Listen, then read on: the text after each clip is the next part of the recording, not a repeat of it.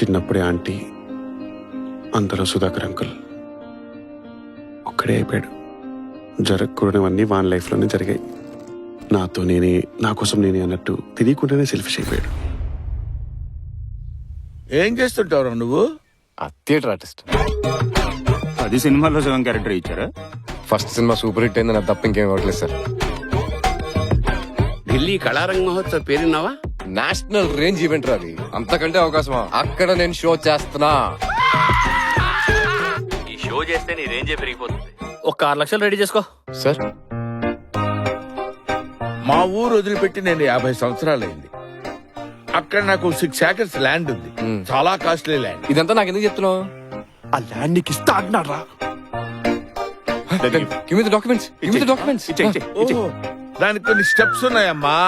Number 1, నువ్వు నా మనవళ్ళ ఉండాలిరా. నంబర్ 2, నేను చెప్పింది నువ్వు తూచా తప్పకుండా చేయాలిరా. నంబర్ 3, ఎప్పుడూ నేను నా స్వార్థాన్ని కాకుండా పక్కవాడి గురించి కూడా 10 రోజులు ఆలోచించాలి. నేను మరీ అంత ఎదవలా కనపడుతున్నానా? అంటే ఓ మాదిరి కూడా కనపట్లేదా? ఇది ఇల్లా ఇంత భయంకరంగా ఉంది? తాతగారు, ఆ ల్యాండ్ అద్భుతంగా ఉంది.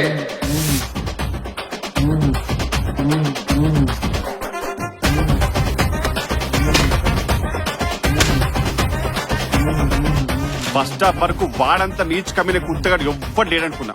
Thank you. ఇంటర్వ్యూలో వచ్చాక తెలిసింది, పోతా 10 నంబరి, తాత 100 నంబరి.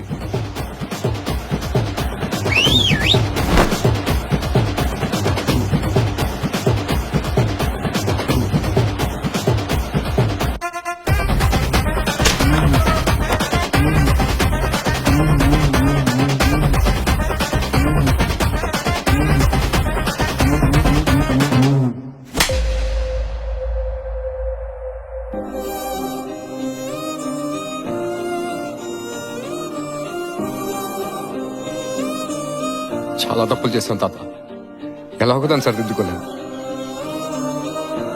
మళ్ళీ తప్పులు చేయకుండా చూసుకున్నాను చాలు.